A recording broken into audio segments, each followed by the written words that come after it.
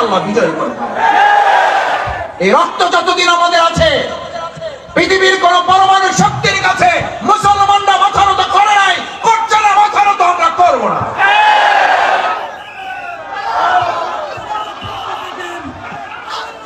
এই সাতকানিয়ায় বহুবার, বহুদিন, বহু বছর, বহু মাস ইসলামী আন্দোলনকে ধ্বংস করার পরিকল্পনা করা হয়েছে। আর আমাদের ভাইয়েরা রক্ত দেওয়ার সিদ্ধান্ত নিয়েছে। রক্তের বিজয় এখানে হয়েছে, রক্তের বিজয় হবে।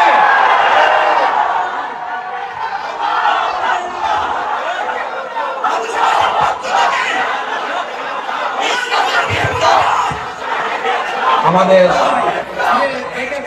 এক নম্বর শক্তি হচ্ছে রক্ত।